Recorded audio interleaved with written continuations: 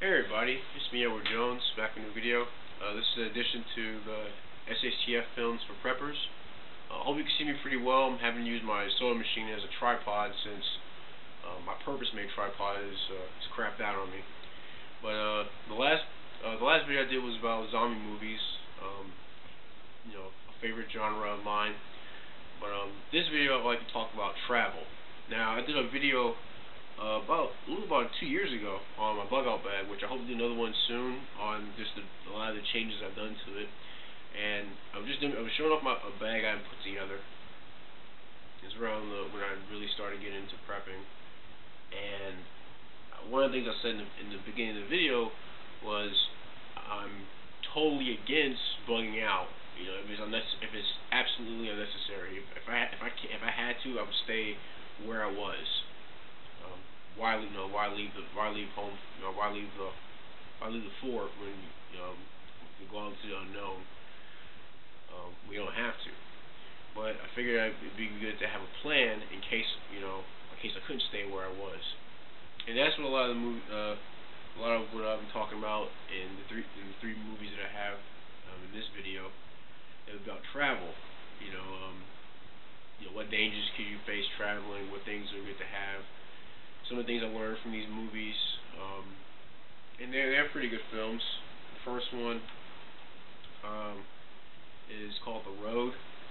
It stars Viggo Mortensen and Charlize Theron, and it's about a father and son in which they have to go through the U.S. I believe it's the southeast to get to the coast where it's supposed to be a whole lot better. I believe what happened was it was a giant storm that had a great effect on everything, not just the U.S. I believe was maybe the whole world. But it's a really good movie. It really does go into the dangers of traveling. Like a lot of the hazards they run into are environmental. One of the lines that the father says in the film, he said, "Every day it gets grayer and grayer," which it shows that it's really dreary. It's the environment that they're in is very unfavorable. And the father, what he does is he's having to teach his son about how to survive through all this, because he believes that he's not going to be around long enough to see his son grow up. It's later revealed he's been sick for some time, and so he teaches his son how to purify water. And it shows him purifying dirty water, heating it up and running it through rags, trying to filter everything out. How to look for food, because in this movie food is very scarce. I remember the boy said, I think he said, "Are we starving?" He said, I'm starving. And the father said, "Yeah, I'm starving too. But we still have to keep looking for food." It also highlights a lot of the horrors that can be witnessed through the actions of other individuals. As I said before, it's a father and son. It shows that actually the disaster happened a couple years, like maybe 8 or 9 years earlier, and there was a mother, but she decided that she couldn't take it anymore, so she left. She left the father with the son. She went out into the cold and died. It shows one of the biggest horrors that the main character, who's the father, he mentions is cannibalism. It shows how in the movie the father and son they go into a barn and they find an insect. They find an insect dried, and they split it in half and they eat it. And it's basically they're trying to do all they can to hold on to humanity, because it's one of the things they run into while traveling among cannibals. And they even wind up at the house. They stumble upon a house that when they went inside the house, there was clothes and bags and shoes everywhere. And so he took his son upstairs, and he saw a lock in the kitchen floor. He busted the lock, and they went down inside. It was a cellar, and inside the cellar was people. It were people who were of the travelers that had been ambushed, kidnapped, some mutilated. To be kept from leaving. And one of the men approached the father and told him, you have to get us out of here. They're going to come back. They're going to take us to the smokehouse. So it shows that they were, these people were kidnapped and being butchered for food by other humans. Which, it may sound far-fetched, but that's some of the things that's some of the dangers you can run into if you're traveling on foot. If you go anywhere, maybe not so far as much as cannibals, depending on the duration of a disaster, or of how bad things get. But you would run into people who try to ambush you, people who try to attack you, take your stuff, try to abuse you, torture you, things like that, just for kicks. So it's in the movie it shows how the father is having to be very cautious about where he takes his son.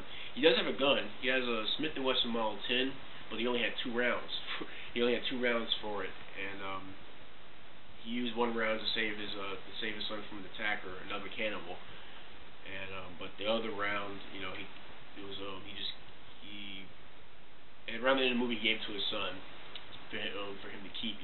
One thing he told his son was, "Don't ever let anyone take this from you," because he knew how dangerous things were, and his son had to be able to protect himself.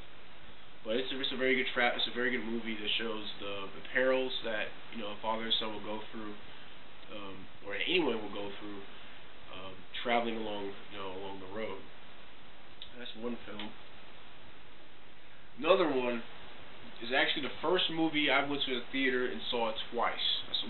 I saw it once for myself, and I saw it again with a friend of mine, and that is The Book of Eli.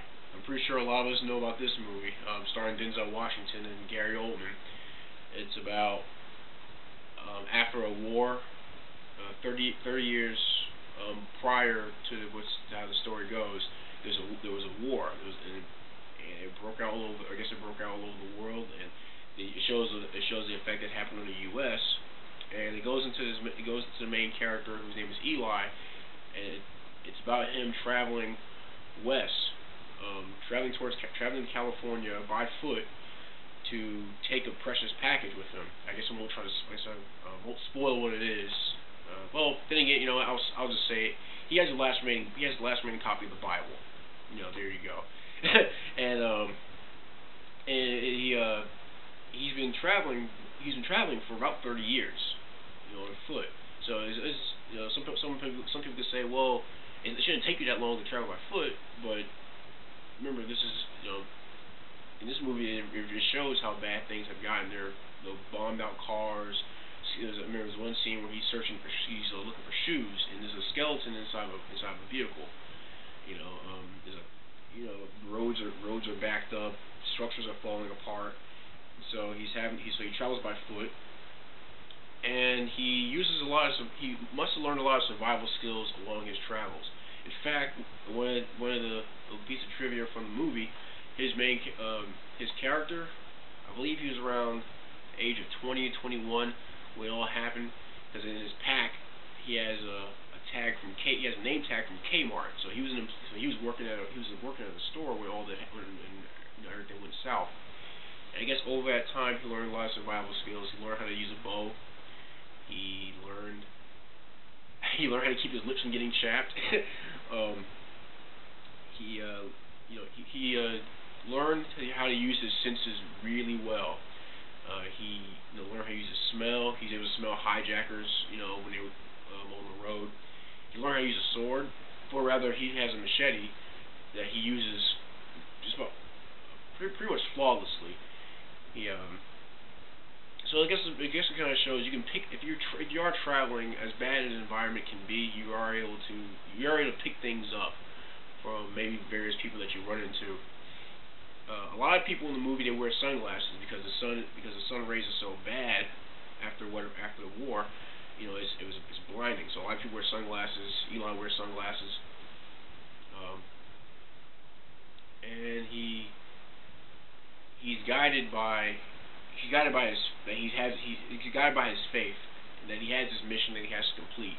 During going along his travels, he goes to this town where he meets this character named Carnegie, who's played by Gary Oldman, who he's talking about expanding. He sees Eli, he sees how well he fights. He fought I think it's like 15 people in a bar single-handedly, and he wants this guy on his squad because he's talking about opening up other small towns, expanding his power. But Eli's not interested, and when he goes to leave, he explains he's trying to head west. But then is later found out. Carnegie finds out the precious package he has, and tries to keep him in. Well, he's a good shot. He's a good shot with a handgun and a shotgun. Just more things he may have picked up along his travels. But it does highlight a lot of the risks that are associated with being out in the open. One of the things I remember from the film was when he goes to this market. He has an iPod, and he has I think it's an RC battery powering it. When he wants to get his battery charged, the shopkeep tells him, let me see your hands. And Eli says, I'm not one of them. And that goes back to cannibalism. Even Carnegie goes back to we're not animals. We don't eat humans in this town. But there also are two cannibals that Eli and a gal named Solara that they later he meets in town, and she follows him. They run into two cannibals named George and Martha, who turn out to be okay people. They only eat people that try to attack them, from how it seems in the film. But it's a good movie to show the perils of going out on foot. But it shows also just some of the ways you can use your environment to your advantage, like hiding behind structures, using things around you out in the open to keep yourself alive. Like Eli, he shoots a cat in the beginning of the film, then he later shoots down a crow. He calls it dinner. And stuff like that. So this is a good movie. If you haven't seen it, I recommend you check it out. The last movie is it was like more of an indies film, but I found out about it about a year and a half ago. It's called Stakeland. This movie stars Nick DeMisi, and it's takes place in the U.S.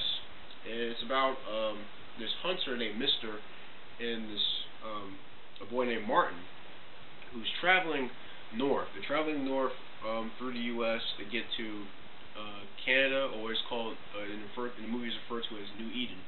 And what happened was there was a certain virus that broke out that turned people into vampires.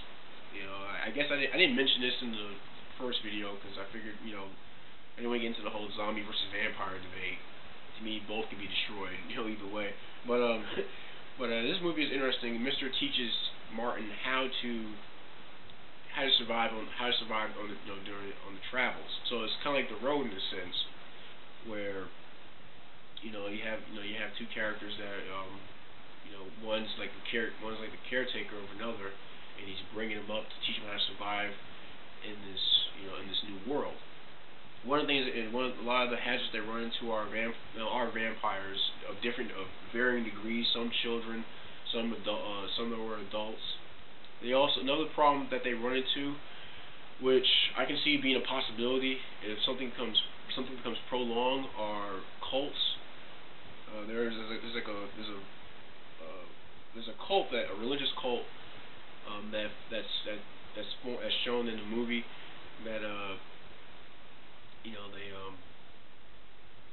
remember the main character, Mister. He winds up killing two of the cult members when he sees that they were rapists.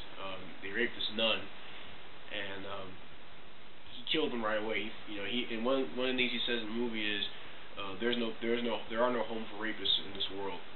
So it shows basically how he feels about people who commit certain actions. They have to go through, either take the road or go through back ways to avoid certain zones. There's a map, and it shows different areas that have a lot of vampires, and areas that have cults that have just sprung up and taken control of the areas. This movie does show, some combat as far as hand to hand. It shows the perils of. It shows the problems that can arise from not being armed. Because there is a point where they actually run up in the town where they have to relinquish their guns, and so in order to stay for the night, they do that. But then this cult uses vampires as kind of like their attack dogs in a sense. They drop them in through a helicopter. They drop vampires into this town by a helicopter, and a lot of people get attacked, a lot of people get killed. So it was made. It was so the fact that people were unarmed, it made it a whole lot easier for this attack to commence. I hope I used that word right. But yeah, I mean it shows friends that they meet along the road, people that they lost. It goes into some of their background in the film. Not just the main characters, but also the side characters that they pick up. And it does end the same way as The Road, but I guess in a more happier tone. But still, The Road actually had a good ending. Snakeland also had a good ending as far as parts of that was hopeful, as well as the Book of Eli had a good hopeful ending. That's something I always look for in these type of movies. I do appreciate a hopeful ending, to kind of show that things may be going south around you, but there's always hope. There's hope that things can always be better. And it kind of goes back to how would you make things better in such a shitty situation? But yep, these are my 3 movies. Concerns with SHTF and traveling. They're good ones. I'm pretty sure there are other ones out there that I haven't mentioned, but these are 3 that I enjoy watching. If you have any other movies that you know of that deal with SHTF and traveling, please share them in the comment section, or even make a video about what I just talked about. Questions, comments, I welcome them all. And hopefully I'll have some more videos on the same subject as far as SHTF films. But that's it. Shit, the fan of films and traveling. I'm Edward Jones, and you have a nice day.